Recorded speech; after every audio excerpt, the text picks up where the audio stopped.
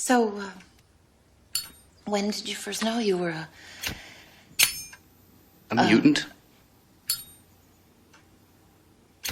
But you cut that out. You have to understand, we thought Bobby was going to a school for the gifted. Bobby is the gifted. We know that. We just didn't realize We still love you, Bobby. It's just this mutant problem is a little... What mutant problem? complicated. What exactly are you professor of, Mr. Logan? Art. Well, you should see what Bobby can do.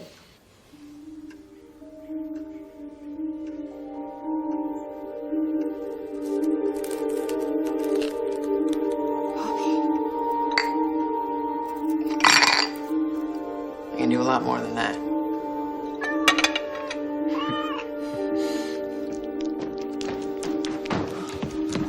Ronnie? This is all my fault. Actually, they discovered that males are the ones who carry the mutant gene and pass it on, so it's his fault.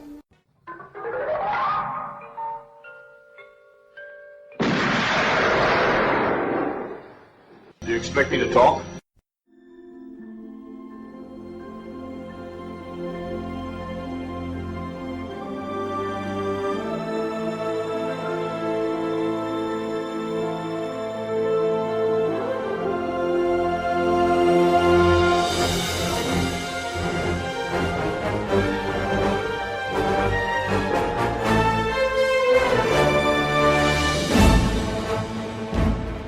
Good evening, good morning, good afternoon, and welcome to episode 212 of Do You Expect Us to Talk? I'm your host, Becca, and as always, joined by my fellow film buffs, Chris and Dave. How are you both?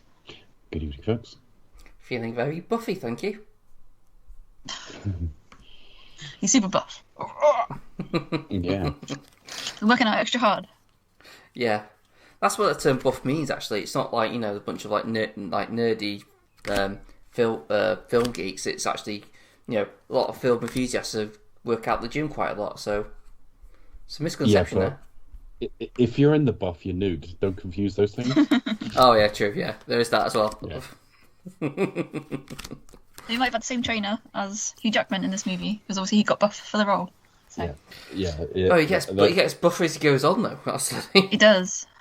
I don't know. He looks pretty ripped in this one, but then I don't think we see many shirtless scenes later on. Yeah, because I was trying to think of like comparison, because obviously we had last week, which was, I mean, he's not as ripped as he's usually we're used to him being, but you know, by everyone else's standards, he's pretty fit and lean, you know.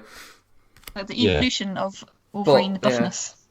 Yeah, but I don't remember seeing any sort of topless shots or anything to have any like real comparison. So you can see he's a different shape than he was last week. There's no doubt. Yeah. But of course, this time he knows he's going to be playing the part. Yeah. He's in for the long haul. What are we covering tonight, Becca? Tonight we are covering X2, aka X-Men 2, X-Men United, starring Hugh Jackman, Halle Berry, Ian McKellen, Pamela Jansen, Patrick Stewart, Anna Paquin, James Marsden, Brian Cox, not that one, but that one, Alan Cumming, Rebecca Romaine, Bruce Davison, Kelly Hu, and many more. See, I would argue it is that Brian Cox. Not Professor Brian Cox, but Brian Cox, aka... Not that Dream guy. Yeah, D-Ream. Yeah, oh yeah, that guy. Yeah. If only things He's could only Professor get Brian better Cox. was the motto for this series from now on. Unfortunately, not. Not after tonight, anyway. So tell us about tonight. You just have. Fair enough. What else can I say? Story by Brian Singer, Zach Penn and David Hayter, screenplay by David Hayter, Michael Dougherty, and Dan Harris, directed by Brian Singer, released 2003. I feel old. Yeah, I remember. I remember this so vividly. Like it just doesn't feel that long ago. I think the screenwriter this time is Zach Penn, and Zach Penn has. I don't know if I can think of such a varied quality output, because he wrote Men in Black, uncredited, but he did a rewrite on that. Ants, but then he wrote Charlie's Angels, or did script revisions anyway. He wrote this, or he came up with the story for this, but then he wrote Elektra and The Last Stand with Simon Kinberg, who continue to plague the series in the years to carry on after this. Simon Kinberg is not the best thing that ever happened to the X-Men series. But he wrote Incredible Hulk, but he was also like a story writer on the Avengers with Joss Whedon, and then Ready Player One. So he's a little bit all over the place. But looking through, this is probably one of the high points for him. But he's listed a story here. Anyway, Michael Dougherty. What did he write? He wrote Superman Returns. He wrote Apocalypse. He wrote Godzilla King of the Monsters. Oh my god. The 2019 one. Dan Harris wrote on Superman Returns as well, and Apocalypse. So again, people who've worked It's not familiar faces here, familiar names. And David Hayter. I'm just looking him up because I know that name. He's written and recorded on a lot of video games and things like that. But in terms of writing, again, X-Men, this, all very good, but he also wrote The Scorpion King. So I think it would be fair to say you might not know at the point where this film was announced what you were quite going to get with it in terms of quality. Obviously, the first film was a success, so this one comes out with a budget of about 40 to 50 million more, depending on the source you believe. It's a longer film, obviously, and it takes a lot more at the box office. This takes 407 million at the box office. And the only other difference in the crew is John Ottman. John Ottman takes over from Michael Kamen, who actually passed away this year anyway. John Ottman took over, and again, he's someone who works with Bryan Singer a lot. A sign of Bryan Singer's growing influence. And he's produced the sort of main theme that I think we probably associate with this series most. But in terms of his other work, yeah, he worked with Bryan Singer on several different things, and he's worked. He's an on editor as well. He edited edited it as well. He kind of he edited it as well. Yeah. Yes. So, which is odd that you don't often get that as a sort of doubling up, really. But yeah, he edited all of those films. One of the urban legend films. He edited Bohemian Rhapsody. Yeah. Yeah. Oscar-winning edited that film. Oscar-winning editor. Well, most of the problems with Bohemian Rhapsody was the flow of the film. I mean, one day he wakes up, decides to change his surname to Mercury, goes to a gig, watches a band. The band all quit except the drummer and guitarist at the end. He meets them, auditions in the car park, gets offered it, decides they're going to be called Queen, and then the next day they go and find their bass player, and 25 minutes into the film, it's like that's how it happened. Sorry, more like 10 minutes into the film. I think the point was I thought it would all be done within about 25 minutes. It's a bit of a mess, that film. So I don't know if that's an editing issue as such, more than just. I think it's a It was greatest trouble hits. production, I've though, seen wasn't that it? film with my friend who's a fan, and it's like a greatest hits. Yeah, I mean the first thing they filmed for that was all the stage stuff for Live Aid. Obviously, they comped in Old Wembley afterwards.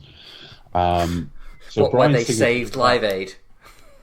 Yeah, and no one was ringing in with money until Queen took to the stage.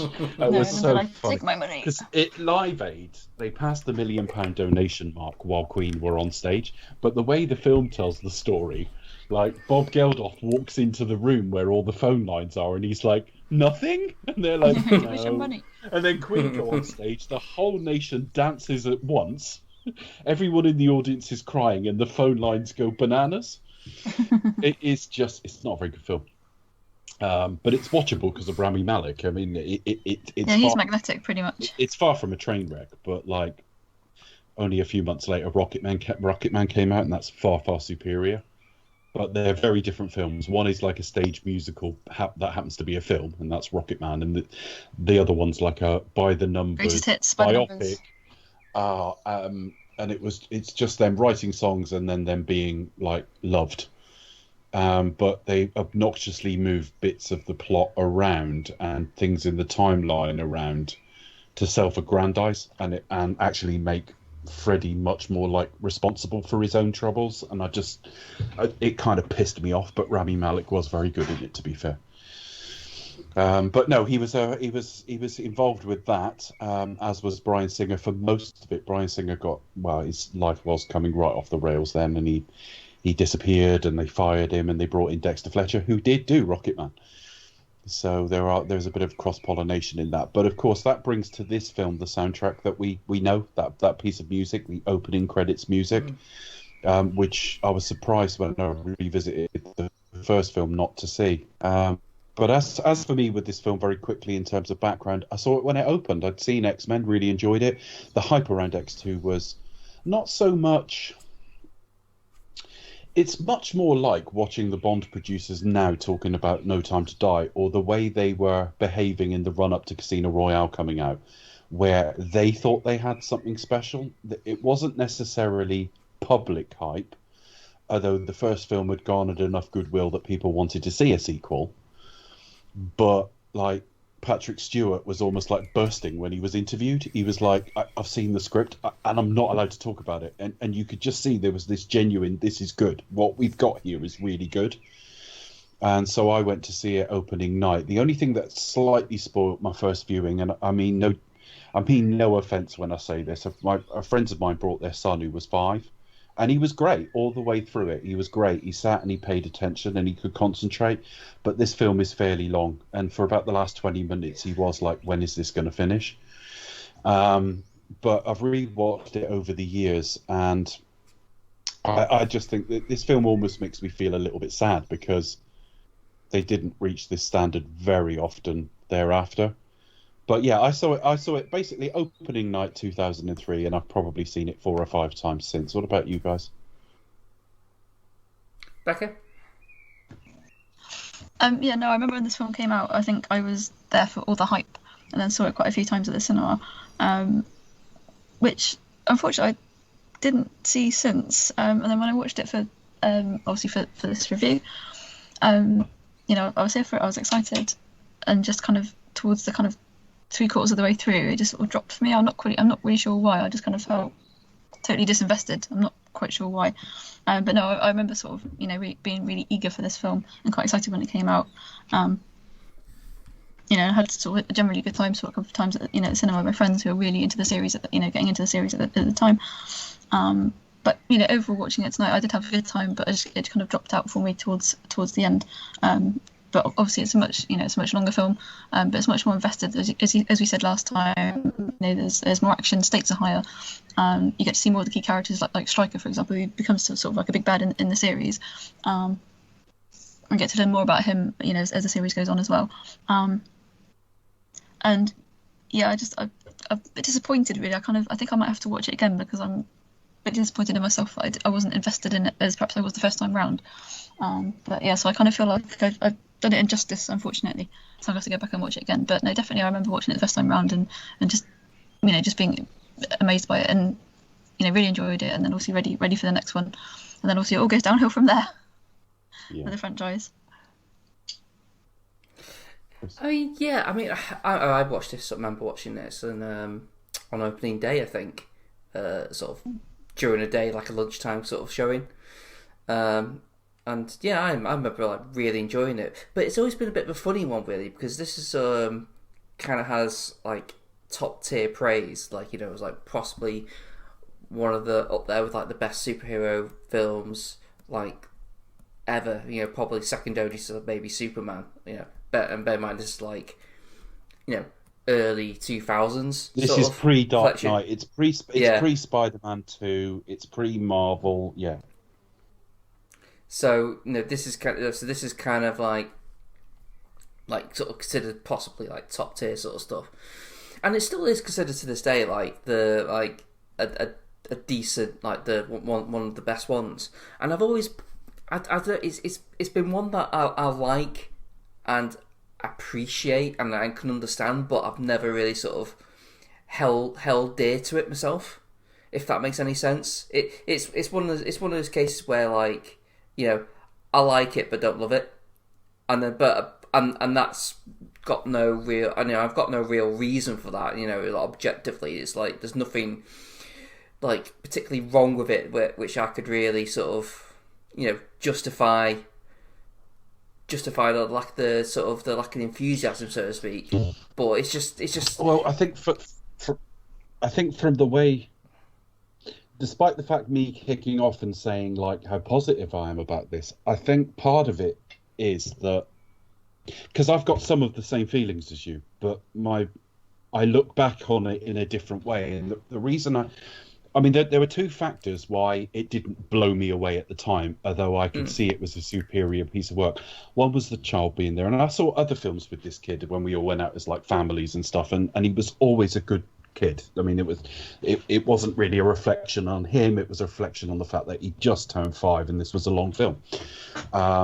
Strangely enough, we went to see Ang Lee's Hulk the same year, and he was absolutely wrapped, and that's quite a boring film. But certainly in terms of pacing, the second reason was I was never that invested in the X-Men, particularly. I didn't read the comic books. This was all like, I'll watch this if there's no Spider-Man, Batman, Superman, etc. available. So I always came out thinking that was good.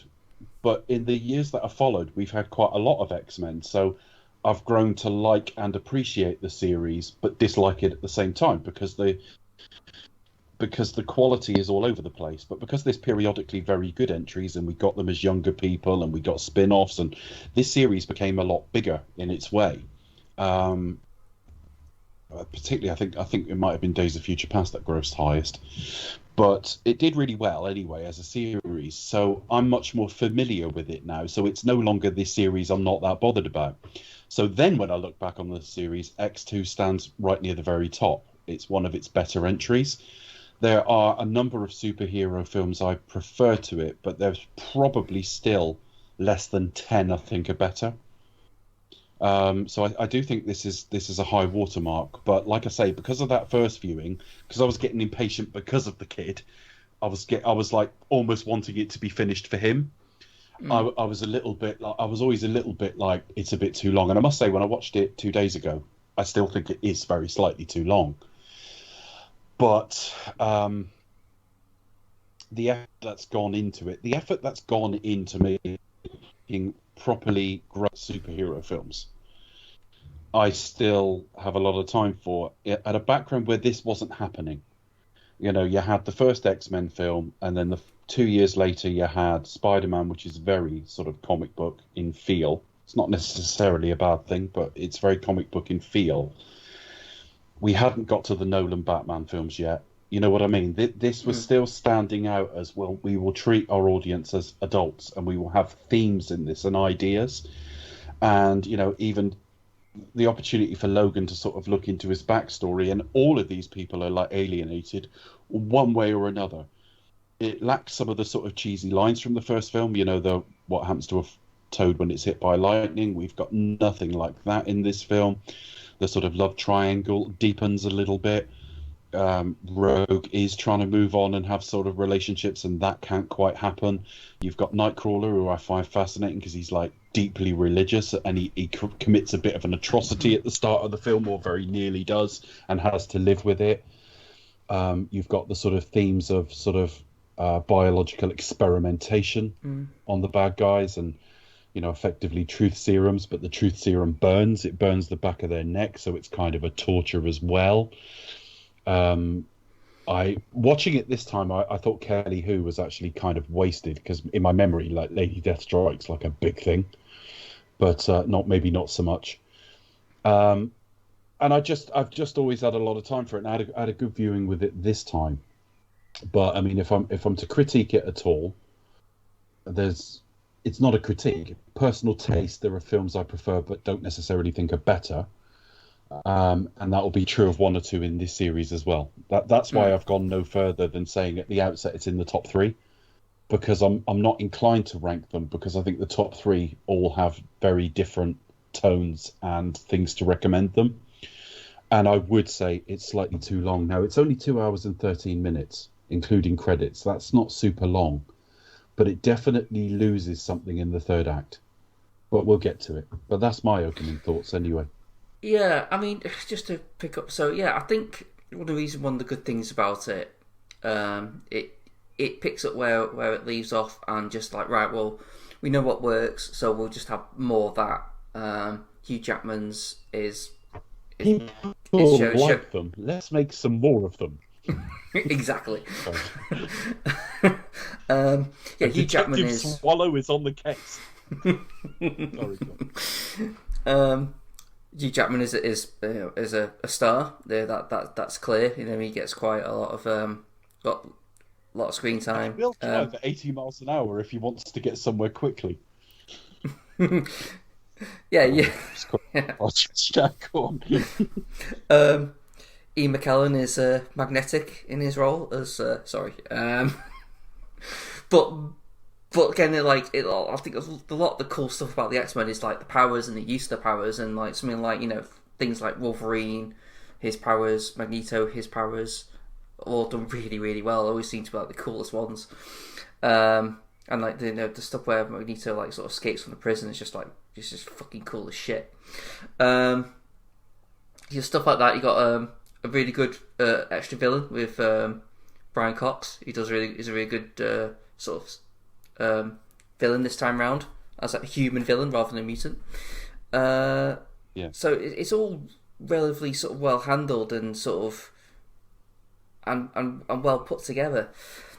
If I have a few gripes, and you mentioned like the love triangle, I don't think that's developed at all, because they don't really. Well, they barely have any time together anyway. Scott is pretty much absent from most of the film, so you think like, oh well, maybe we might develop Scott a bit further, and they just haven't. He's almost like he's just sacrificed yet again. And then at the end of the film, you got spoiler alert, Jean Grey dies, and you think, well, that feels just like a wasted opportunity for Cyclops. And the stuff with like Wolverine fighting like another Wolverine clone, it just, we'll probably get that as we go in the further films, but it just seems to be like a constant thing. Wolverine is fighting like a new version of himself, kind of thing. It just seems to sort of repeat the same old things. Do you know what I mean? So it feels like a retread of what works in some degree, and I never really found the is it the lady? Is it, what's her name? The Kelly Hu character? Deathstrike, Lady Deathstrike. That's it. Lady Deathstrike. Yeah. I kind of, I don't know. I'm just not that enamoured by that sequence. Other than the fact that it's a horrible death and stuff, I don't really sort of get blown away by it. But another thing that does get me wonder about it though is like the whole like sort of mind control. There's no sort of seems sort of associated of guilt. It's like, hang on, I've just killed basically like someone who is not like free of their own mind. You know what I mean? They're like, it's not like she's. It's not like she's proven to be like a bad person, is it? She's just like, oh, I'm just going to like mind control, so to speak. No, it's the one scene in the film that seems to be predicated on would this be cool? It's the sort of thing you get. It's the sort of Zack Snyder, way of making films that it doesn't necessarily fit. Internal logic tells you there's something morally not quite right about it, but wouldn't it be cool if? It's almost a little bit like Matrixy, you know what I mean? Where they just kind of make the excuse, we'll just like kill the people who are meant to be liberating because the greater good kind of thing. The biggest problem I've ever had with the fight is they're both healing so quickly that theoretically it should just, if it wasn't for like the way he does find out about it, they might as well not even bother. Do you know what I mean? But there you go. It's one of those things. I think, would we all agree it's stronger than the first film at the outset? Or no? Would you say the first one was tighter or whatever? It's definitely bigger. Stakes are definitely higher. But no, I would agree with you, Chris. I think in terms of like the love triangle, I think it's kind of underdeveloped. And there are a few other threads that are kind of running through. It feels like it's quite a busy film. There's lots going on. There's lots of kind of plots, and obviously plots, subplots, ABC plots, and some of them are perhaps, better left out. and then there's also quite a lot of ideas that are kind of tried to be developed, but perhaps maybe aren't as fully realised. Perhaps, I don't know. I mean, the first film, and especially in a major franchise like this, is always difficult. I mean, and obviously, time goes on. Cinema technology kind of moves on. If they tried to make this film today, it would be done, in a completely different way. Like, for example, this film uses a lot of, like, obviously notable CG, but also a lot of in-camera effects. Notice if you watch a lot of the modern superhero movies, a lot of it is kind of done like CG, for example, except for maybe the stunts, perhaps.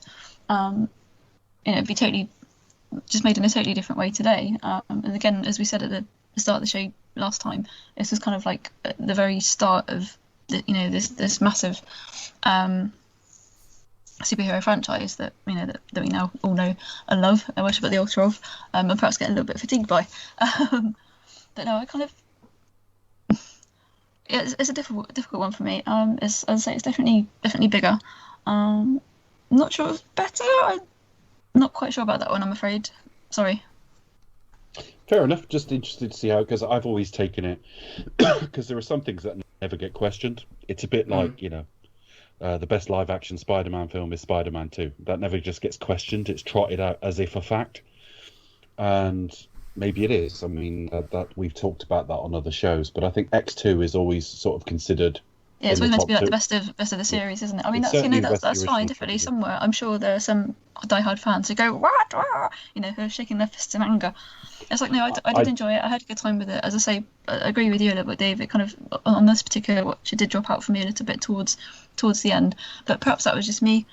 I think it's done well. I think I've sort of said this almost in a different way before we get to this bit, but I think it's done well out of what followed being so variable. And I think particularly 3 not building on the promise of this, with a director who's always been considered to be weaker than Bryan Singer, whatever Bryan Singer's positives and negatives. And I think it's fair to say that even without the personal scandal, Bryan Singer would be held in less high esteem than he was back then. Now, but I think had X3 really taken this on and done something amazing with it, we might look back on X2 just as like a decent superhero film, but I think it feels like a huge wasted opportunity that they actually kind of screwed up what they followed on from. I don't think, from memory, and it's only from memory, while X3 is in the sort of bottom category of sort of X-Men films, I don't think it's anywhere near as bad as Apocalypse or X-Men Origins Wolverine. I think like it's almost a composite film. Apocalypse is like the absolute nadir, as far as I'm concerned. I thought X3 was like watchable enough, to be quite honest with you, but it was just. We'll get into. I don't know. Next week's film, I'm kind of looking forward to it, but it's just one of those films like it tries to live up to the hype, but it doesn't quite manage it. But it still manages to be like a sort of an average and okay film. But it gets the likes of Origins and Apocalypse. It's just like, what the hell? I'm not going to say too much, but the third film is kind of an odd one, because in many ways it's such a there is a definitely drop down in quality in terms of like slap bam thank you ma'am kind of way, but then it still has ideas in it, and it still kind of takes narrative choices that you think that's pretty good, actually. I quite like that. That's quite satisfying. It does have good ideas. What it does well is it brings in the mutant cure and the sort of, there is a genuine discourse at the heart of the film as to whether it's the right thing to do or not. The stuff with Magneto in particular is, I think, it really works for me. On the other hand, it's got Vinnie Jones in it, and a juggernaut bitch, which is just fucking ridiculous. But I think the other thing that it's fantastic. I can't stick the guy. I can't stick the guy in life. So he's so bad, he's good. Don't Oh watch my god, films. literally, I'm juggernaut bitch. Oh my god. And when sort of Mystique actually, well, I'm not going to spoil. Look, Vinnie Jones is playing like that guy who you just dislike. So he's good for playing like villains. But I think what I will say is it reminds me of Apocalypse in one way and one way only. Apocalypse sort of gets a crew around him who then stand around and do fuck all. Yeah, it's a bit like that. And there's something about that. Jean Grey is meant to be this incredible force in the film, and most of the time she's just sort of stood around. we're definitely sold. Yeah, She's you don't really get to powerful. see her do very much. No, it's a bit shit, to be honest, but And fucking, she's a really good actress as well, so you just feel like she's criminally underused. yeah, and it reminded me of like Olivia Munn, wasn't it, in Apocalypse, where she was just stood there like, that's what, I don't know, eye candy, what, I don't know. Yeah, she's just looking pretty. But there are things to like about X-Men 3. I mean, even the flashbacks at the start, the CG work does not hold up, but it's quite a nice idea. You get to see more sort of the classic characters as well, and a lot of it kind of the world building is fleshed out a bit as well. So I'm looking forward to watching it. But there are some howlers, I'm sure. But back to this one, for me personally, it's a step up. But in pure enjoyment terms, I don't think there's ever been that much between the first two. I think I can argue this is a better film, but X-Men is solidly enjoyable, and this is solidly enjoyable when I watch it. And I think I've enjoyed it a little bit more this time, and I think I probably had a better time with it than either of you two this time. I don't know. I mean, I still enjoyed it, but I think X-Men is probably a franchise that I watch and I enjoy, but I never. I think it's kind of what I said before. It's not something that I take to heart. I don't think it'll ever be my favourite. It's very low down my list. Now, I think were it to go back to Marvel and they found a way to integrate it and get reasonably regular films out in the Marvel Cinematic Universe, I'm a little bit more invested in that, and they might take me with them a bit more. I don't know, but there's been parts of this series I think are great, and we've got a couple of films to come down the line that I think are very, very good. And another couple that I think are pretty decent. So this is not a bad series, but it was never a series I fell in love with. Now, as an adult, when I look back on it and think what I was like as a teenager and how other I did feel, I think I would have got quite a lot out of the X-Men. But I just think because it was a big crew of them, I didn't like the aesthetic of the animated X-Men very much. I didn't like the way they looked very much. And I never knew who to focus on. If you give me too big a team up, I don't really know who to focus on, so I lose interest in everybody. Whereas Marvel, there's quite a lot, wasn't there? There's all the characters introduced all at once. I'm not saying anything against the X-Men. I'm just saying like I never even really gave it much of a chance in its animated or comic book form. Then the films came along, and it's like it's superheroes, it's Patrick Stewart. I'll give it a whirl. But I would have been sat watching this film thinking, hey, there's a Hulk film in the summer. I mean, how it turned out is another topic, but there's a Hulk film in the summer, and they're filming a second Spider-Man film, and I would have been far more. And the other thing is, I think it was in 2003 Batman Begins was announced, and I would have been more excited about all three of those. And I was one of the people that when Bryan Singer, who at that point I still thought was a very good filmmaker because he'd made the first two X-Men film, he'd made Out Pupil, and he'd made The Usual Suspects, which is still a fantastic film. When he ditched X-Men to go to Superman Returns, I remember Becca going how disappointed she was because she was invested in the X-Men series. Yeah. I care more for Superman, so I was fucking delighted. Yeah, you were like, this is all right. That tells you how I felt about X-Men. It was like, well, it's all right, but in my head, it's a bit B-list. No, it isn't. Yeah. It isn't B-list in any way. But it's just my own personal priorities. Well, so it's whatever you're going for, really, isn't it? It's just whatever you're a fan of. But I think I kind of just, obviously, I've fallen out of it over the years, unfortunately. So I think due to superhero fatigue. Yeah. I remember at the time feeling mixed. I was saying to him, I was like, well, I'm glad they're giving Superman to someone competent, and I'm looking forward to see what he does. But at the same time, I was like, yeah, but should let Bryan Singer finish off his trilogy. Like it just feels like it feels wrong to sort of like it was his baby, pretty much. It feels wrong to sort of like do two and then drop out. It's like, no, you should do your three, and if you do more X-Men films, then have someone new come in. But like, for me, 3 is always the magic number. It's either you do one or you stay and do 3. Well, I think we'd have all. I mean, I may not have loved The Dark Knight Rises. Yeah. But I'm still glad it was Nolan and not fucking like Stephen Summers was giving it or something. No, this is it. Well, I think had it been anybody, I'm glad it was Christopher Nolan because, as you say, if it was somebody else, I think that's kind of really where it all started. Obviously, we had sort of like Spider-Man and obviously X-Men, for example, as well. But I think had he not done that kind of like gritty reboot, as it were, I think the landscape in that that genre certainly would be totally different today, completely different. I don't think we'd have half the films we'd have now. What I I don't think that really helped to kind of change the landscape. I think what I don't understand is how a studio. That's a studio that's just got a list of directors for the first film to approach, which we know Brett Ratner was on. How you go from Bryan Singer to the director of The Usual Suspects to the director of, like, what was it, Rush Hour? Yeah, that's a bit of a contrast, isn't it? It is to me like taking all Zack Snyder's like footage and saying to Joss Whedon, "Can you do something with this?" It is of that sort of thing, and it is to me as well. In hindsight, having J.J. Abrams then having Rian Johnson, it's just they're not even remotely similar. And whilst they're slightly constrained by the sort of Star Trek aesthetic and format there a little bit more, you end up with films that almost feel like they're arguing with each other. And X3, I mean, this is not the series. This at this point is not the series you have I'm the Juggernaut bitch in. It's just not. But there you go. It was what it was. And actually, let's just see what it was. Should we discuss this film sequentially? It's a long ass film. Oh my gosh. Well, it's not long. 2.5 hours, but it just felt long. I mean, we say that, but then like last week it was. I mean, granted, like it's a short film, but we went for the film in about 10 minutes. So. I know. We started talking about Pixar. Yeah, this is it. But this film as well. I mean, it's longer than last time, but it's not meatier. There's a lot more to it. I think Patrick Stewart should narrate the start of every film. Because he's just lovely, like him and yeah.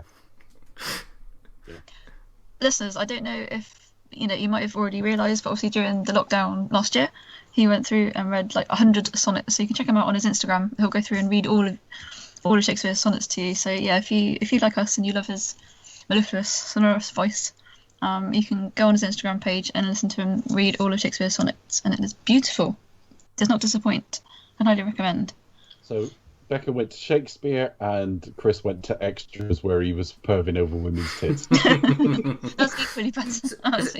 It kind of sums up us both, really, doesn't it?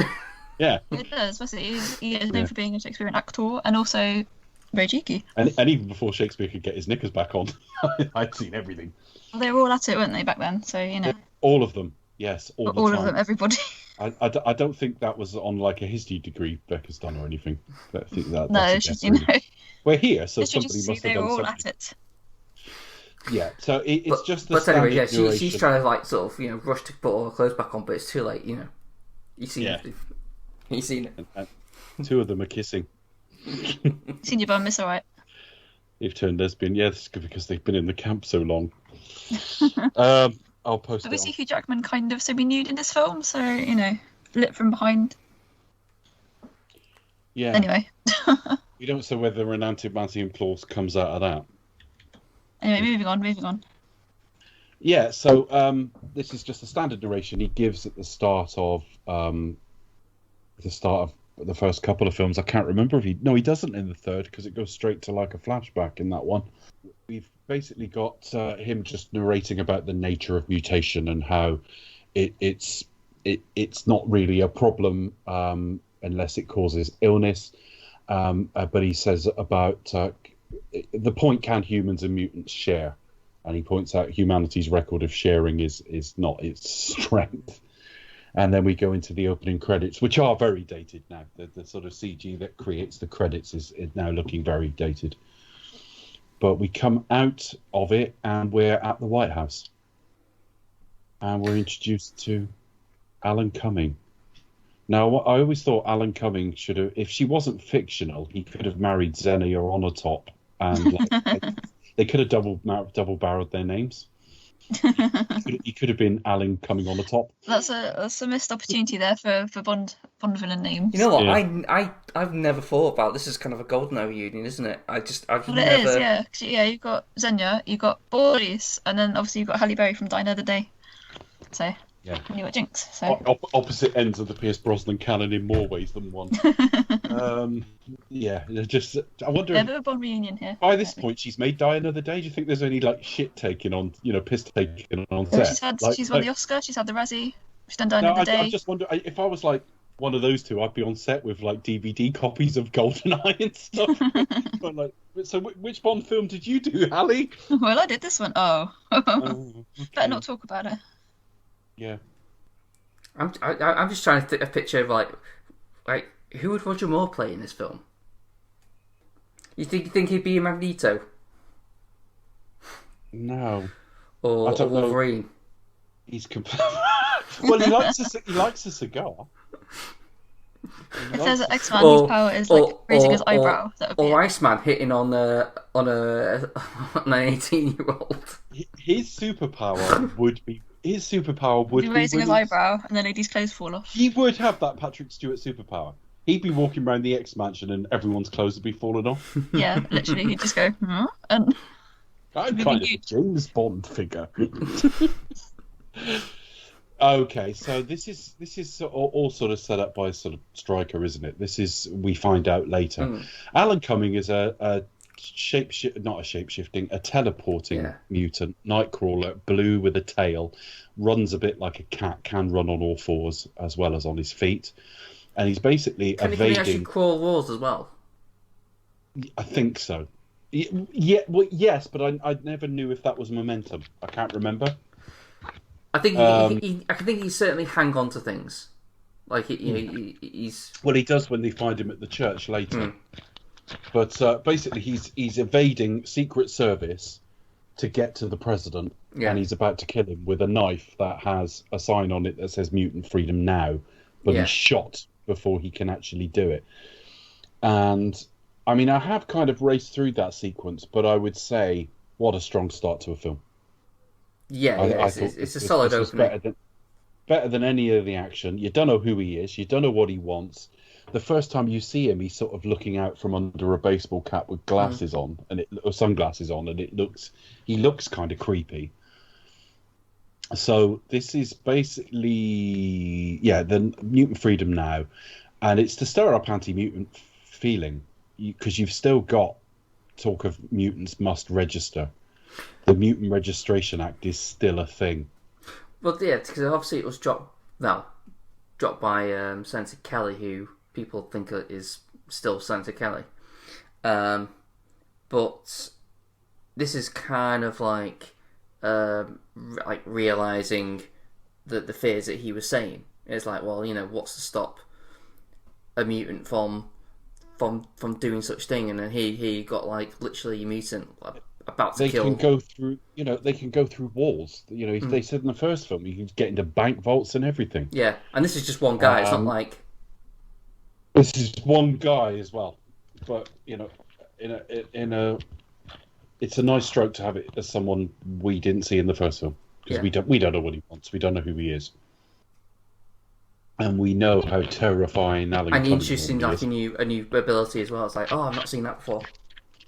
No, and it's just really stylishly done, and the effect stands up because it's got sort of a trail to it when he disappears and stuff like that. It cuts to it's slow motion used right. It's not the Paul W.S. Anderson let's just slow down everything. It's slow motion when you need to get sort of a bearing on surroundings or on particularly cool shots.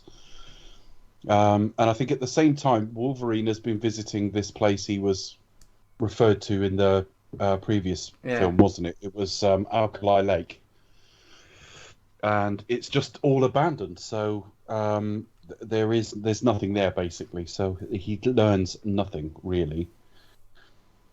And then we cut to Moscow. Oh no, wrong film. So I've just then we go back to England. Dun, dun, dun, dun. We do a lot of globe hopping in this film as well, don't we? We travel around a lot. Yeah. We're at a museum. Kind of feels a bit like a Bond movie. Is it a museum? I mean, I'm not sure what exactly, but they're on like some sort of school trip. Yeah, it's a museum basically, and it must be what like teaching school kids that are mutants is like, trying to keep them in line. You know what it was like with your teachers, where they were trying to get everyone to shut the fuck up on like a day out, and these are all people with powers. The one thing I think they signpost too much is that Pyro is an asshole. So when he changes sides later, that's like, well, I could have told you that. You know what I mean? Yeah. I don't know. I mean, yeah. I mean, I'm trying to remember how I felt at the time, but I guess yeah, I guess you're not really surprised. I mean, there might be an element of like, oh, I wish you could have seen the light. There would have been like, I guess you're almost like expecting maybe in the third film for him to like come back around. Possibly. But then, but we see everyone's powers again in that, Bobby is, ice and he's fire, and Patrick Stewart can freeze everyone to come in and tell them off, and so on. And that's it. Yeah. It's almost the point of the scene just to remind us that this is a school, I suppose, because that will get referenced later. A school where a jet comes out from under the basketball court, really. And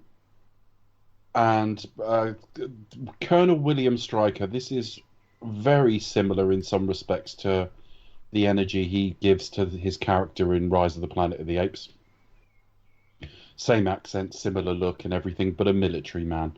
And he visits the president and says, we need to attack this school. yeah. And that's the point. We had to be reminded that it was a school. Yeah, exactly. Senator Kelly, in inverted commas, tries to object. And then what? Stryker goes to see Magneto, doesn't he? Yeah, so I mean, before this, Seneca is in quotation is kind of like, oh, hang on, so you're the guy who's in charge of the Magneto prison. I'd like a visit, if I may, kind of thing, just to kind of, because we know as the audience know that's Mystique, and she's probably more interested in finding a way to break in which he kind of like palms him off, saying like, oh well, you don't need to see the place, just Yeah. So we're reminded Magneto is in a plastic prison cell where we don't really know at this point, and he's being treated quite badly by the guard. And Stryker is putting a chemical on the back of his neck, which is basically a truth serum, really, or mind control serum. And he asks him, tell me about the Xavier School. Yeah, which we later find out he cannot fight that question. That serum he is compelled to answer it. He can't do anything about it, and he's almost apologetic later. Wolverine returns to the school. We see Cerebro again. Wolverine is begging for answers. We'll get to this. It's not a very good film, X-Men Origins, but we will get to some answers about how Wolverine ended up not really knowing who he was or what he was. He wants the professor to read his mind. Like, the blocks in there must be artificial. He if only the professor can get in there, he will. But he says the mind must find out some things for itself. And then Mystique goes in pretending to be Deathstrike, who's in order to get into the computers to as Stryker to learn more about this prison. And yeah, so we see a bit more Lady Deathstrike. We also see Lady Deathstrike in the White House before, don't we, with Stryker? And Yeah, I thought she's that's a bold move, bringing an actual mutant in with, albeit under your control, but you know. You know what I mean? Yeah. Yeah. She got through the metal detector though. Yeah. Explain that away. Why does she weigh 300 pounds? Yeah. Why bring her at all? Like, what's the point? What's the purpose? Perhaps he thinks the president will think she's fit. Don't know. Well, yeah. Well, I mean, she is. I mean, no, but it's just to keep reminding us there's something about this woman. Her eyes don't look quite right. We don't know she's being controlled at this point. For we know, she's probably the right wrong one. Yeah. Well, that's what we're supposed to think, but she's under control, so we've got absolutely no idea what she is. Then it would. Normal times. Would it have made any difference if she was just a wrong un? If she was just like, yeah, I'm a mutant, but I'm with him, kind of thing. I think what it adds to the film, to me, is that the first film seems to be, and this film to some degree, talking about whether mutants are a malevolent or a good force, or like humans, a mix of both. And I think to actually see mutants being played by a human gives it another dimension. So I think that's it. I think the very fact that it isn't that mutants are going to come in and control everybody. It actually could be quite the opposite. They could be misled. They could effectively become slaves. Think back to the first film as well. Where did we first meet Magneto? In an internment camp. So I think that plays into, and again, you can just forget all that and just watch it as an action film. But all of these things are sort of bubbling away under the surface as well, because there's a slight allegory for such slavery in all of this, potentially. With the fear of being overthrown themselves, and you got like Magneto as well, who kind of wants to take over. But then you can think about it on another level again. Is a preemptive strike acceptable if they do have these abilities? Do you know what I mean? Is an airstrike all right if you fear what they might do? So I don't know. And I think in showing Wolverine Cerebro, I think they find where Nightcrawler is. Yeah. The mutant that, well, they just know him as the mutant that attacked the White House. Yeah. So they go and find him in a church. And he's It's scarred on Jean the back. Grey, don't they? It's saying Jean Grey and... It's Jean Grey and Storm. They send the chicks. They've sent the Bond crew to meet the Bond actor, yeah. Because he is invincible. I always found this kind of a fairly moving scene because he's absolutely riddled with guilt. And of course he's in a church, which brings up all the sort of Catholic imagery. He's very religious, isn't he? He's very sort of... Yeah. But then also, that goes on with his relationship with Storm, who is kind of talk about. She talks about how she views the world out of like sort of almost fear, almost, and like about not having to trust humans, and where he's very much like you have to have faith. So the mutant that actually attacked humans is the one that has some of the greater amount of faith in them. Later on as well, when they try to Storm, it's as though he doesn't know, because he can't see what walls he's passing through, and he's like, and Storm's like, no, I've got faith in you. So. Yeah. So it plays nicely. Yeah. So then Xavier visits Magneto for a game of Buckaroo. There's a magic Buckaroo game. Yeah, well, they can't exactly play Twister, but... You'll be playing Guess Who. You can imagine cutting to the prison and they're already in there and it looks like they're shagging each other, but it turns out just to be Twister. Plot twist, they're secretly in love. You've sunk my battleship. You sunk my battleship. Oh, talking about and then they make love. I went to see Fast 9 at the weekend, so we have to do something on that soon. Yeah. You've seen it, haven't you, Chris? I saw it, yeah. Yeah, well, as soon as Becca sees it, we'll record something. Oh, no, please. No, seriously, do. Yeah, please don't. It's fine. You guys go ahead. I might be a while. You guys carry on. I will do it later in the year if necessary. I don't mind. Fast 9 will happen at some point, and it will be the three of us. You guys can do your summer review in the meantime. Summer review, one film. Yeah. Two. No. Well, okay, well, if you do it now, Hitman's Bodyguard 2 is crap. There you are. We'll do Fast 9, but we'll do it when we've all seen it, and if that requires it to be on home release, then it'll be later in the year. Cruella, I've not seen, but I've heard it's crap. I mean, Wait, then Last Dragon I can recommend. I can recommend. Black Widow will store up a few Marvel films and just do a mini run again. So we'll see on that one. Yeah, because we've got Venom, haven't we, as well, and Spider-Man coming up as well. Yeah, we got Venom, we got a Spider-Man film, we got the Eternals. Looking forward to that. Yeah. You might as well whack them out all together then in that case, because if it's Spider-Man, Marvel. Yeah, we're Venom, all together. we might as well. We all get together and knock one out. And then we'll review some movies. What review films? And then make lot. Yeah, definitely. Yeah. Yeah, I don't want them to get frightened now because they are coming to my wedding in like August. Like nothing like that's I'm going to happen. expecting something completely different. Yeah. No, we got a Toastmaster to do that for us. I'm So looking forward to that. Actually, he's quite the Toastmaster. yeah, I get married at the site of the G7 summit. Just didn't accidentally marry Joe Biden. If I do, I'll sell my story to the tab. Set to the sun. I'll say what a considerate lover he was, even if he wasn't. I'll be nice. Anyway, He'll whisper sweeten the things in your ear, and so the prison scene is the salient points of this are that they still visit, they play chess because they're cerebral, not cerebro.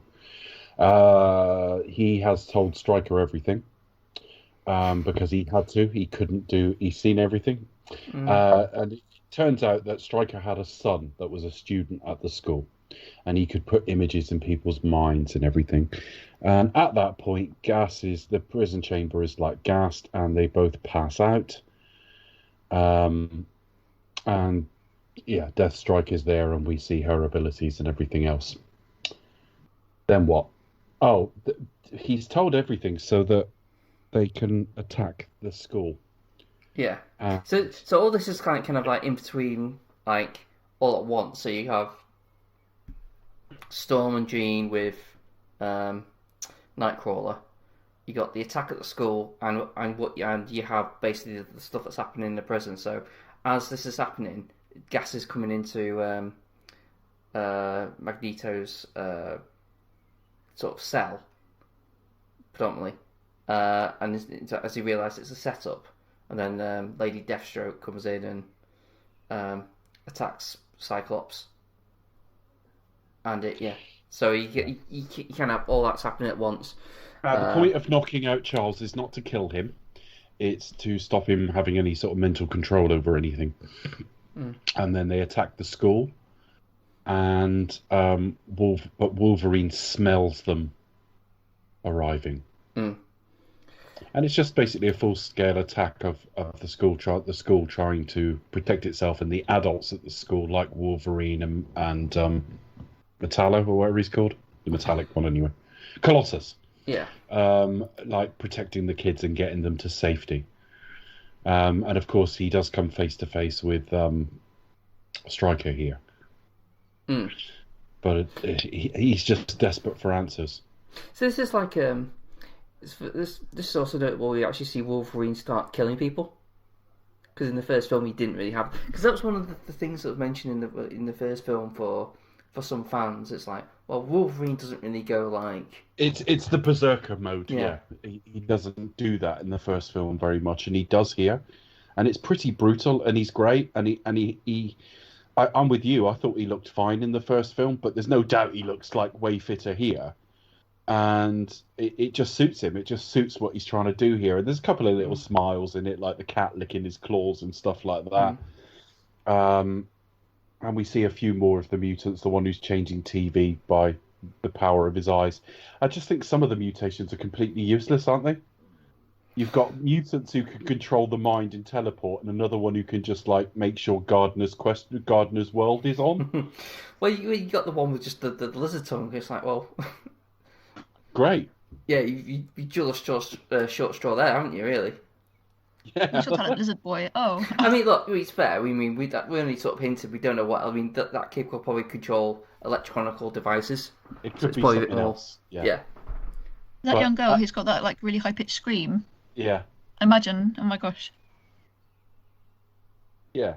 That's that it sounds painful. You really sort of feel their pain. But yeah, we see a lot of different skills, like the girl who can drop through walls and floors and stuff like that to tell everybody. Bobby can sort of block up the hallway off with ice so they can escape, and so on. And yeah, they're stripping Cerebro for parts as well. They want Cerebro. But why that is will come up in a minute. Wolverine, Rogue, Bobby. What's Pyro's proper name? I've forgotten now. they head to Boston because it's nearby, and Bobby's like, well, my parents live there, so they go to his house. Yeah, because they know Jean and Storm went to Boston. Yeah, exactly. They went to Boston to find. Where have they gone? Let's meet. Sorry, that's right. Yes, they go to meet Storm and Jean Grey. Yeah, that's right. Yeah, because they know they're there. They thought, oh, I've got parents in Boston, so we can go there for... What I love next is this only works around... by and large, this only works this gender way around. The seduction of the guard. Oh, he's a fat, sweaty drunk, and he thinks this gorgeous blonde wants him, and that's like a uniquely male thing. That would just... I can't imagine a gender-swapped version of that at all. Yeah, because you got, there's just... It just like, you just feel like the booze. The sweat and the booze at the whole thing. Yeah. I mean, he's... Yeah. I mean, I suppose you could... it's possible. There's somebody for everyone, but it's just like you see her, and it's Rebecca Romaine without the makeup on, and just with like the sort of makeup you'd wear out to a bar or a night out, and she's looking great. And this sweaty like guard just off a shift is sat there drinking, and she's totally into him, and he buys it instantly. But anyway, she basically drugs him. It kind of works because because I watched it this time around. It kind of works because it just felt like, well, I'll be an idiot not to pass this up. You know what I mean? Well, exactly that. You're not going to say no and say sorry, love. I think you're out of my league. So it does work, but it just makes me smile because I just think that's almost a uniquely male thing, not to like even think of yourself in that scenario. Yeah. But she takes him to the bathroom as though they're going to have sex in there, but she's already drugged his beer. He finishes it there, passes out, and she injects something into his buttocks. And you can see it's metallic. It looks a bit like mercury or something like that. Of course it isn't, because a mercury injection would have just killed him straight away. Yeah, I mean, I'm not sure what it is, but obviously... but it's metallic. Find out. It doesn't... It's metallic. Doesn't get picked up on the... metal detectors or anything like that. So it's kind of a liquid metal. She's injected him with like Robert Patrick. I don't know. So Xavier's been not only drugged so he doesn't do anything, can't do anything, but also he can be kidnapped then basically. And he is kidnapped, and he has put something on his head to stop him using his psychic powers, and then wheels in his son Jason, who's in a wheelchair, non-communicative, has a brain scar as though they've tried various brain surgeries on him. And Stryker tells the professor that his wife shot herself in the head to try and get out a drill. She drilled into her own head to try and bore out an image Jason put in there. So he's quite a powerful mutant. And he blames Charles for not helping his son and the subsequent loss of his wife. And then we go back to the prison, and the guard is going in to see Hannibal with his breakfast. And Magneto it's almost like a smell. He can immediately feel there's something different. And it's iron, apparently, they put into his blood. And Magneto just pulls it out of him to escape. Yeah, he's like, oh, you got iron in your blood, and it's a great sort of. And what I didn't get out out watching it previously, but I got out this one was just if you actually watch Ian McKellen's face, he's got this really wide gaping smile. Yeah, like he's really he's got, pleased that's a great and line enjoying of his, himself I like think. rip. But I mean, he drags all the iron out, killing the guy. Just bursts out of his chest, very sort of Alien style. Then he forms ball bearings with it and smashes it all around the place, causing damage. Then he forms it into a disc to stand on. And I just think it's terrifying, isn't it? Really it's a great sequence. It's a really good sequence, and I think that and the Nightcrawler sequences are both better than anything in the first film. Yeah, I think for me, definitely. I mean, there's lots to love about this film, even though it did take a nosedive for me towards the end. There's still lots to like about that, and I would agree with you that those two are the best. I think for me, definitely Nightcrawler's probably the best character. I mean, I remember when this film came out, there was there was a lot of hype around Kelly Hu as Deathstrike because she was such a major character in the comics, apparently. So I was told. And then she obviously gets this epic battle scene between her and Wolverine. Hey, that rhymes. And then it just kind of fizzled out into nothing, which is such a shame. But yeah, I would agree that that scene with Magneto is definitely like one of the best in the film. Yeah. And then we go back to Boston, sort of suburbia, and this kid's home.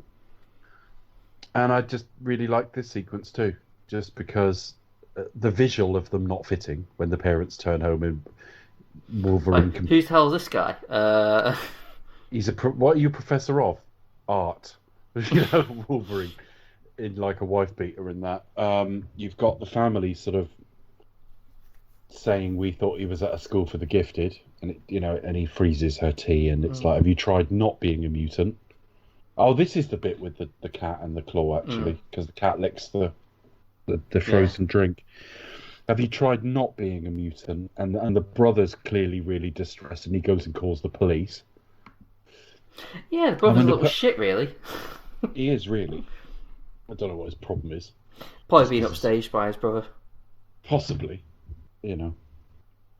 Just put a cup of tea in the freezer. It'll be the same thing will happen. You'll be all right.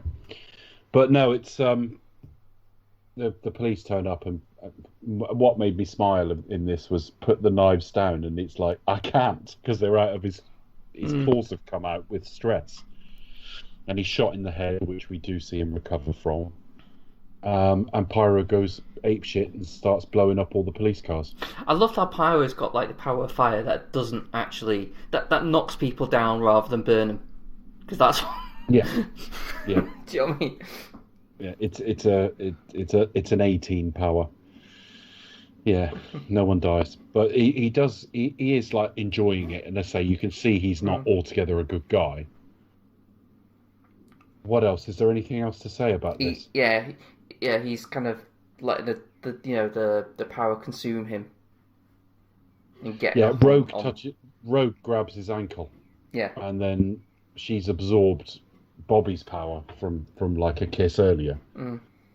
So she absorbs his power, so he can't do it anymore. And then the jet turns up and picks them up to head back to the school. And then we've got like a mid-air action sequence where they're basically in like a dogfight with the Air Force, and one of them they evade one, get hit by another, and Nightcrawler has to sort of teleport out of the plane to save Rogue. Magneto's there at this. Yeah, how does Magneto end up? Well, they're about to crash at the end, but then the whole scene sort of mend itself because Magneto sends them, because he can do metal, and he's just there controlling the craft. Stops. Okay, and they have a little camping session. Yeah, where Hugh Jackman nearly sees everything. It's cool. She was like, she was coming on to him as lots of different people. They're all sat around the camp, and they're sort of they have to be one team now, really. What does Mystique actually want, though? Or did she just show up to fuck with him for the sake of it? I think she's just screwing around with him. But maybe she wants him. I don't know. Despite the fact she's strolling around ostensibly naked, you're never quite sure of how sexual a character she is or isn't anyway in this incarnation. Yeah. We learn a bit more of the Jennifer Lawrence version, but I don't think the Jennifer Lawrence version is necessarily better. It's just a little bit different. Well, she's not even this version, though, is she? She's. I mean, at the time, it's kind of. It's the same character, supposed to be anyway, but obviously she starts on a different side of things. And never really. Yeah, it's just very different. It's a different incarnation, partly because Jennifer Lawrence was a bigger star, so I think they kind of almost bended the scripts to her a bit more. Hence, she didn't wear as much of the makeup later on and things like that. So what do we learn here? They're talking about Stryker invaded the school to get Cerebro. Magneto explains, and it can make Xavier focus on everybody like mutants and kill them all. Yeah. Stryker's one of the people who can manipulate adamantium, and yeah, they need to get the location to Stryker's base. Need to read Nightcrawler's mind. It's saying on the notes here, and I'm thinking, why did Nightcrawler in there as well? The location of Stryker's base. So Nightcrawler had been, yes, he'd been there because he was tortured as well. Yeah. And then they head off to the base in the next day. And we should mention throughout this film that Jean has been kind of like getting headaches, sort of weird, should we say stronger powers at random intervals, but unable to control them. Yeah, and there's another bit where she's asked about Cerebro and whether she's ever used it, and she said it would be very dangerous to someone like me. Mm. So obviously that's all going to be explained. How well you think it's explained, it is explained in the next film. Why this is a thing, but she's definitely sort of almost outgrowing her body, mind, everything. Mm. And but yeah, heading to the base, Magneto is sort of talking to Pyro a lot, and he said, I can't create fire, I can only manipulate it. And he said something like, you're a god amongst men, or something like that. You're a god amongst insects. Insects. Yeah. Do you find it kind of weird that like Magneto and Mystique are like acting like a bunch of bitchy schoolgirls, which is like they're like, yeah. Oh, I love what you've done to your hair. It's just like, really? We're going to do next taunt her about her trainers not being very good or something. Yeah, I know. So this is the bit, I don't know about you, Becca, this is the bit of the film that does start to lose me a little bit, because they head to this like base by a dam, and this sequence of the film feels very long. It's okay when they're cut into Xavier, because Xavier's in an illusion created by Jason, and it's an illusion that he's in his Cerebro, but he's not. He's in like a retooled version in this sort of dank basement, and Jason appears to him as like a little girl, and they're basically going to like kill mutants.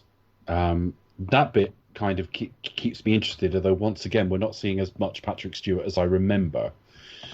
But the stuff at the base just goes on a very, very long time. Yeah, it did drag for me a little bit, I must admit. I felt bad because it was meant to be kind of, quite a visually impressive scene. But for me, it did kind of drag a little bit as well, and also towards the end. I did struggle this time around, like with the scenes with Jason. I did struggle a little bit. I found them kind of very dark, obviously, and quite a little bit. It did drag on a little bit. I think it's quite interesting though how he's kind of like trapped in this illusion. He kind of sees what he kind of wants to see. But I thought that was quite interesting. But I kind of felt like with everything else going on, it didn't really add any sort of further tension to it for me, unfortunately. So I wasn't a big fan of those scenes, unfortunately. So I'm sorry about that. I'm not inclined to rank them as such, but when I did sort of sit down and write a little ranking just to see roughly what I thought, I think I had one film above this. Definitively above it, if you like, in that I'm sure, and that would have been because of the pacing. That the film in question, which I'll reveal when we get there, kept me enthralled through the third act, whereas this one didn't. I think it's just there's a lot to pack in, isn't there? There's a lot sort of thematically. There's a lot of sort of plots, subplots, subplots. It's just a very busy film. There's a lot to cram into 2.5 hours. It does kind of suffer a little bit, and I think that's kind of one of the threads, unfortunately, which could do with chopping out a little bit. We do have a lot going on because we've got the whole thing with the professor, and we've got Wolverine going in first, and he's kind of trying to gather stuff about his past, but they're also trying to stop Stryker, and Stryker. We've got new mutants being introduced as well, and also kind of got like Magneto trying to bring Pyro over to his side and one thing another, and But you know, I would agree with you, Chris. Actually, yeah, they do the bit where he's like, "Oh, I love what we've done with your hair," and then they kind of snicker in the corner. I just And think, then you've got what? then That you've just got seems so stupid. Then you've got Cyclops manipulated at one point, so he's like he goes bad for like a minute, Yeah. if that. And then you the still kind dam, of got like the love-hate triangle between obviously the Cyclops and then kind of like then the dam starts breaking as well. So there's a lot going on. I suppose the main things to know are Wolverine sort of getting into the laboratory and getting like flashbacks to where he was experimented on and the adamantium was grafted onto him. Again, we'll see versions of this later in his Origins film. But yeah, being tortured, ducked underwater and all that sort of thing. And it just ends up with him talking to Stryker, but then he leaves him to fight Deathstrike to the death, basically. And it's just two inherently regenerating people stabbing each other repeatedly until he stabs her with the adamantium nozzle, and she just basically fills up with liquid metal, which hardens and kills her. And It does make you wonder, because you could probably kill Wolverine just by drowning him, couldn't you? Technically. I don't know, would he just revive? I mean, he was shot in the head, and eventually his body expels it and revives him. Yeah, because his skull's like surrounded by adamantium, isn't it? So it wouldn't have penetrated. Well, no, it penetrated. It's penetrated. His regeneration has nothing to do with adamantium. He didn't get adamantium in him until quite late in the 20th century. Yeah, and he was born in like the 1830s. The reason he stayed relatively young is this regenerating ability. The adamantium has nothing to do with why that bullet but I was saying adamantium stopped the bullet from actually going in his head. So no, it went in his head. It went right in his head. Well, it wouldn't have done. Well, we saw it did, because blood came out and everything. It's not really worth arguing about, but to be honest. But the point is... Okay, well, if it did, then it wouldn't make any sense. He's shot in the head in the Origins film. But because it was a certain type of bullet, like a silver bullet or something, or an adamantium bullet, he loses his memory or something. Spoiler alert for the greatest film ever made. Which wouldn't make any sense, because then... He can survive being shot. He can survive being shot in the head, basically. And I don't think that's got anything to do with adamantium. But if there is indeed adamantium on his skull, then perhaps, I don't know. But then in that case, then if he can survive getting shot in the head, then Neil Logan doesn't make sense. Why? Because then he sort of killed the super young Wolverine, the new version of Wolverine, by shooting him in the head with an adamantium. I think it's what you shoot them with, though. A common or garden bullet won't kill permanently. But I don't know, because I've only seen Logan. I mean, his entire skeleton is covered with adamantium. Yeah, but surely it would have bounced off. I mean, yeah. I mean, I'm saying this is the fault of the film. This is like the flaw of the film. Well, the fact we're debating it suggests there a flaw, because we both think we're right and one of us is wrong. And we both watched the same film more than once, and neither of us is stupid. So yeah, it's a flaw in the film, isn't it? So what else? Magneto gets his helmet on, not that sort of helmet. Just as the attack begins, helmet. And they're all in agony because effectively, yeah. But he manages to stop the attack, mess around with all the sort of metal panels, and now they're about to kill all humans. Yes.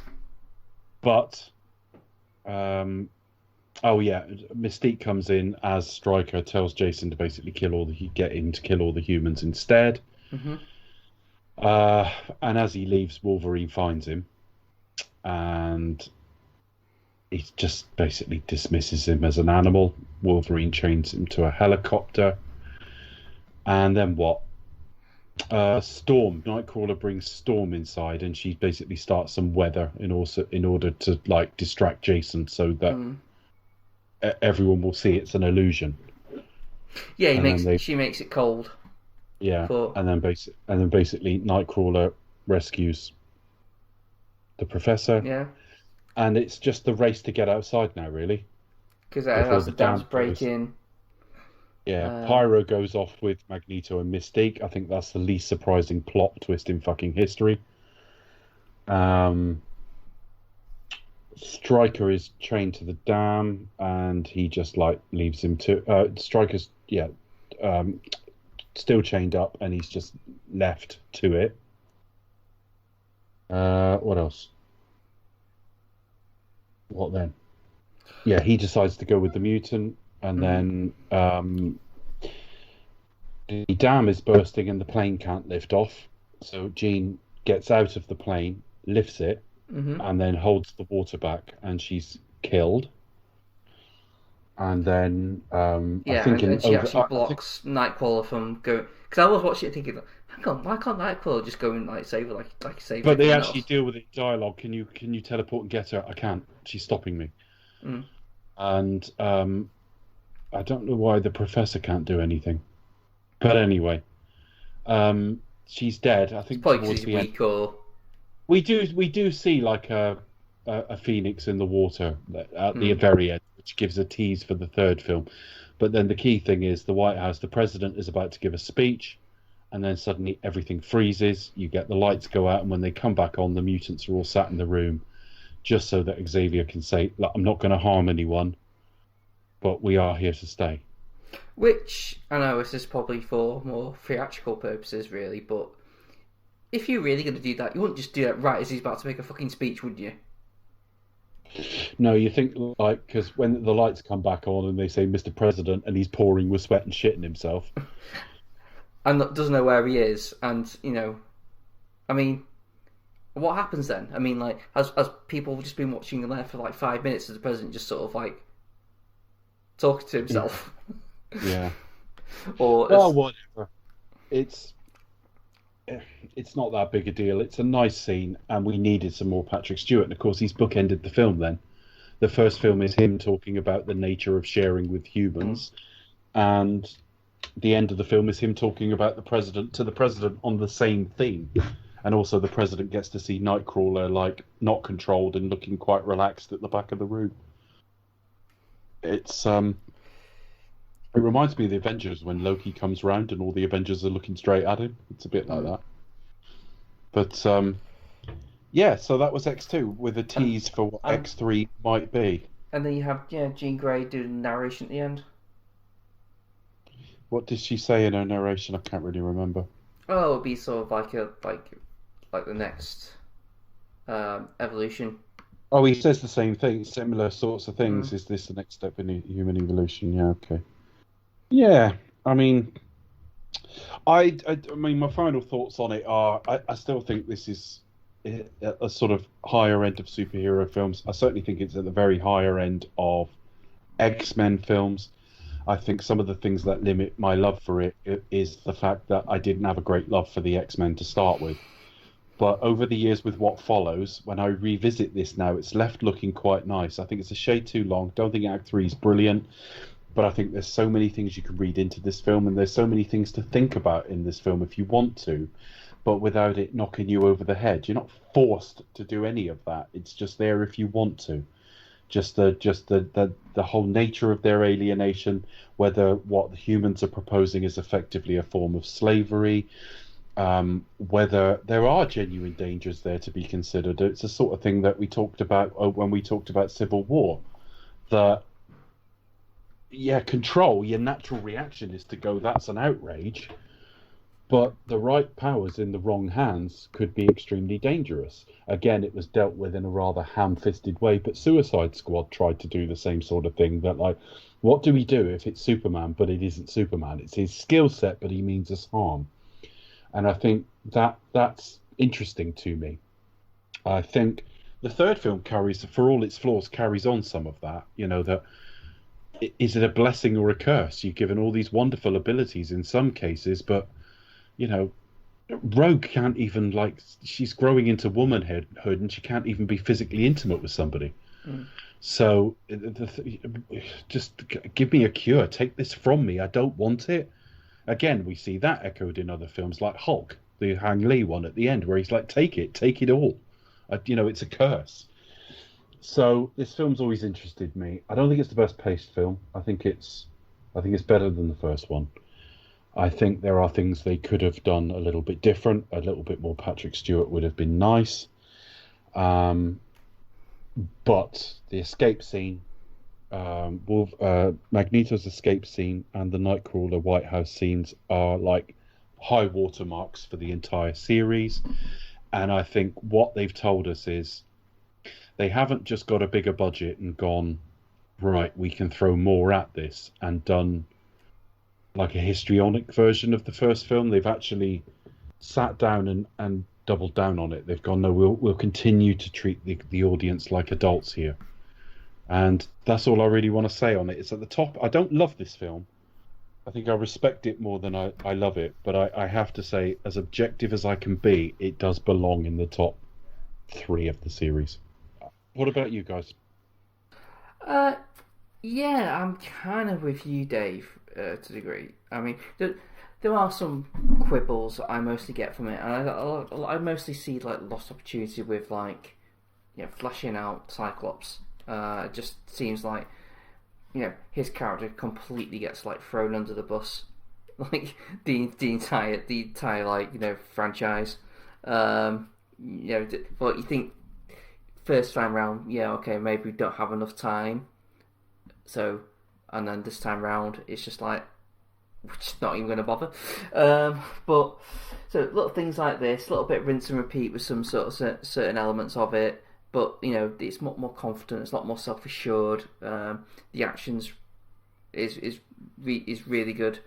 And, as I say, you got, like, the natural star power, Hugh Jackman, you got, Patrick Stewart, you got Magneto, got the I think the big draw is the use of the powers, like with the the mutant powers, seeing Nightcrawler and all those sequences are all really, really well handled.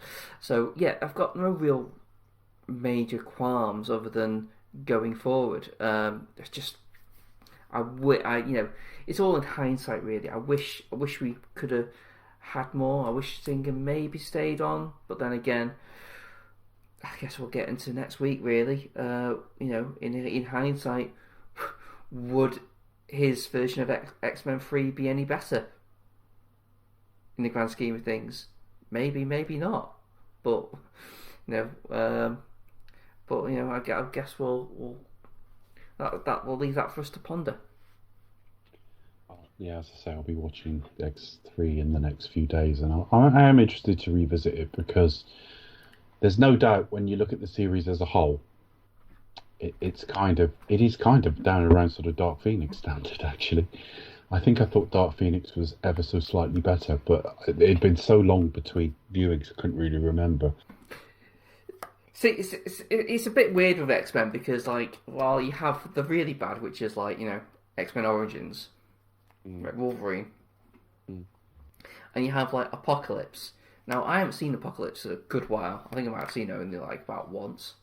I couldn't bear to watch it again. It was so bad. I wouldn't watch it again, obviously, because we're doing the series. I remember like really enjoying it for what it was, even though like some of it was just laughable, or some of like the. We will get to it when we come to review, but I think that X-Men is a franchise that when it's like at its poorest, it has the ability to be enjoyably bad. Do you know what I mean? There is like there is an element of like, it's fun at times when it's X-Men 3 from memory was a weaker filmmaker, but at least trying. Yeah, I thought like he was interested in the themes he was brought on to get involved with. How much of it was written before he came aboard, I don't know. I'll look into it before next week. I didn't think it was quite because it was Matthew Vaughn originally, wasn't it? So how much was it with Matthew Vaughn? I really don't know, but I remember thinking, although I lump it in with those others too, it is better than those other two. So whilst I don't want to rank the films as such, there are certain positions like that bottom 3. X-Men 3 is the best of that bottom 3. Quite comfortably, because Origins and Apocalypse were, from memory, very, very bad. So, yeah, I mean, we'll just have to see. But I do think this film stands up pretty well. I mean, the effects it does do, I don't remember seeing too many very, very, very ropey effects. I don't know about you. But, yeah, So both reasonably positive, but I think there are people out there who are fonder of it than we are. Yeah. Becca? Yeah, I think what I might do is I might actually have to go back and watch this film again. I think as we go through the series, I don't, unlike Dave, I don't try to sort of rank them as we go along, unless we are going to do a ranking episode. I don't quite know. You know, if it's like an epic sort of series like I did with Bond, for example, or Marvel, or Star Wars, or do Star Trek, for example. It's kind of one of the series that I'll kind of rank as we go along. It's very much a mixed bag, and kind of like towards the end, it does kind of start to die off a little bit. But yeah, there are some that do regard this as probably like one of the high point in the series, and indeed, in terms of superhero movies, probably one of the best out of the whole canon for sure. When I first saw this at cinema, I was there for it. I enjoyed it, and as Dave rightly mentioned, by the time the third one rolled around, I was a little bit crushed that he jumped ship. But if you think about it from Bryan Singer's point of view, come from somebody who's he considers himself to be like on the fringes of society, and he's kind of from a group that's very often unfortunately marginalised, which and to go from like X-Men to a story like Superman, for example, is perhaps second nature.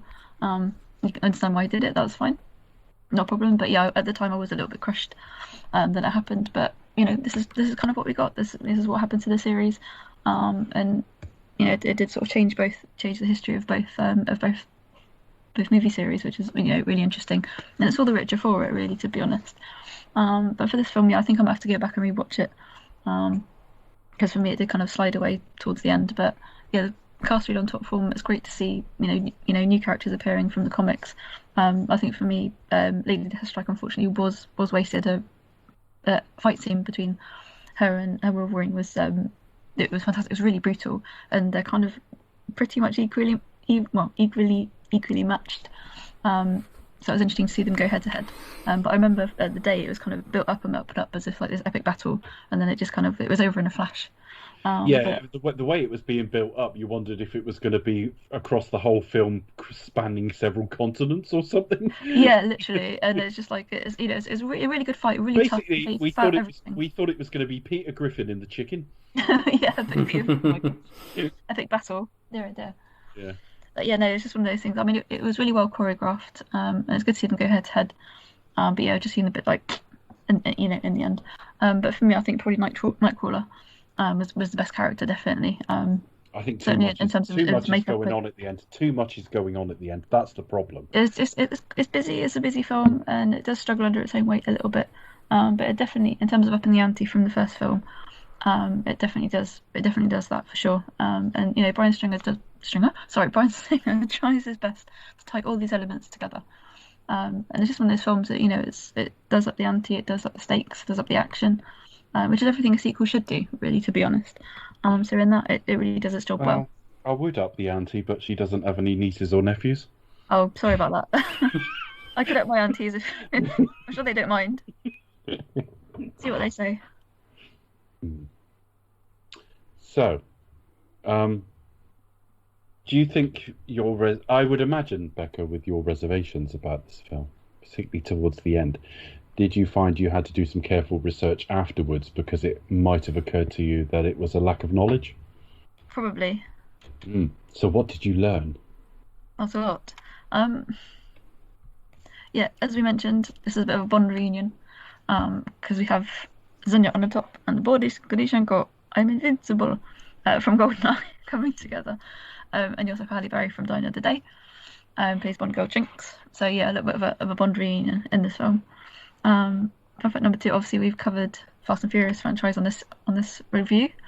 And also we've got Fast 9 out this summer. And very often we found in the past, Fast and Furious and the X-Men movies often release films around the same sort of time. Obviously the first films of each came out like a year apart. X2 and Too Fast came out in 2003, and The Last Stand and Tokyo Drift in 2006, etc., etc. I think that's quite interesting. Obviously things kind of been a bit awry. Obviously, sadly, Paul Walker passed away. And obviously with COVID and one thing another, and Fast 9 being delayed forever and ever and ever, and now finally come out this year. It's all gone a bit haywire. Fun fact number 3, Alan Cumming was Bryan Singer's first choice to play Nightcrawler, but he was unavailable at the time. When shooting started, obviously the production kind of got delayed and rumbled on and on and on, and he was eventually able to join the cast and assume the role of Nightcrawler, and apparently spent over 10 hours in makeup for the role.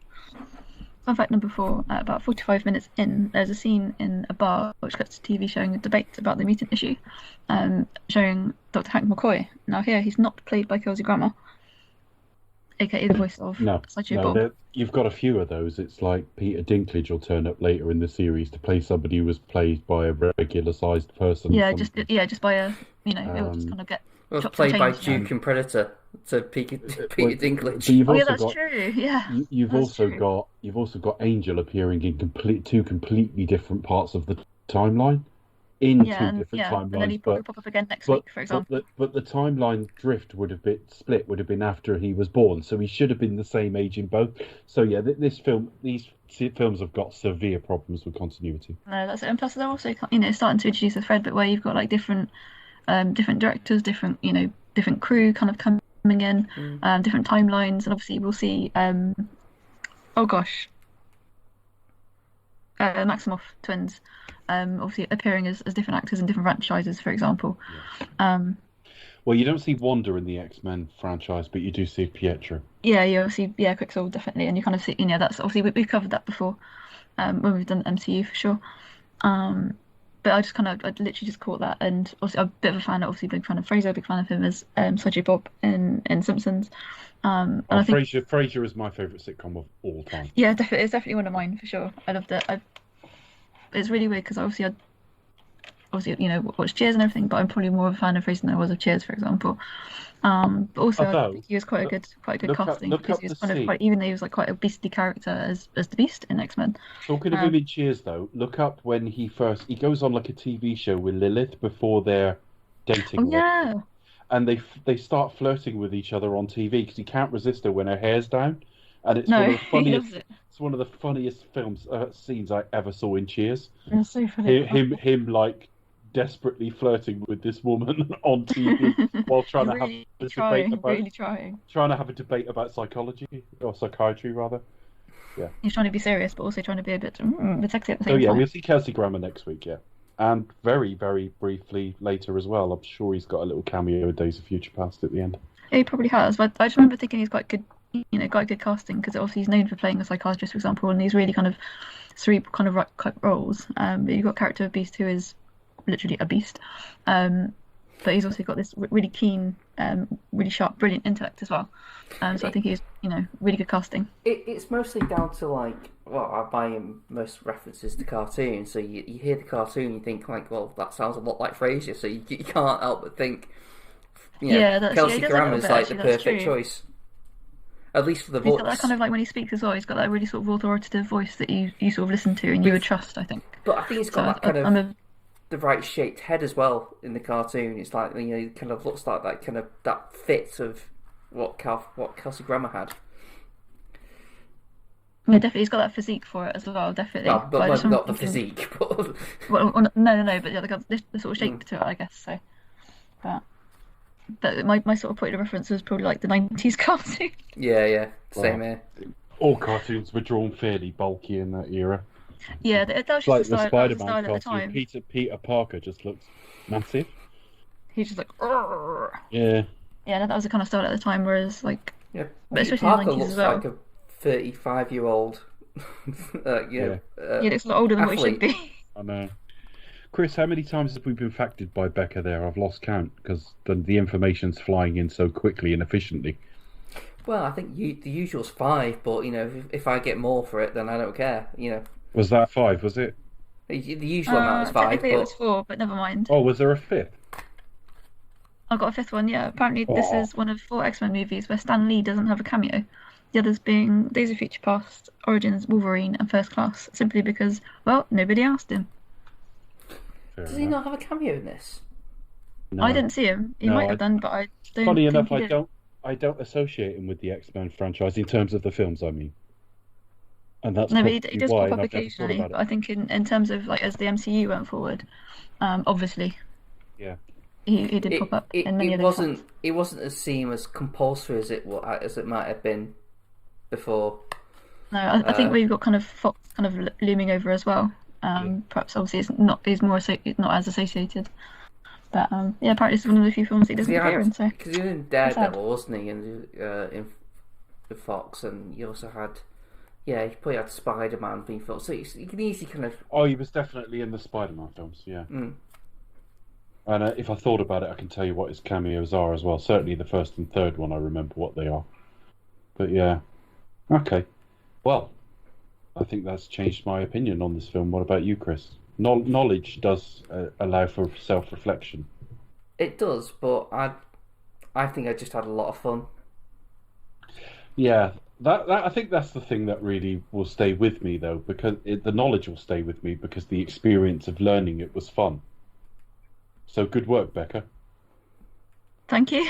I think. As for social media, you can find me at thepastykid1976 on Twitter. And join me at Cinematronics. You can also find all the odd episodes at cinematronics.co.uk. You can find us on Facebook, Twitter, YouTube, Apple Podcasts, Spotify, Stitcher, Podbean, Podbay, and follow us on Twitter, obviously, at Expect Us to Talk. Excellent. Do you know what this series? Do you know what this series really needs now? An obnoxious filmmaker with very little talent. Which means Becca. No, it doesn't mean Becca. I don't mean Becca's the obnoxious filmmaker. I was going to say, excuse me. God, fuck that up, didn't I? Becca, what's next? I only wrote one student script in my student days. Thank you very much. And that film never saw the light of day, so that's probably good riddance. But yes, do expect to talk for a return of X-Men: The Last Stand.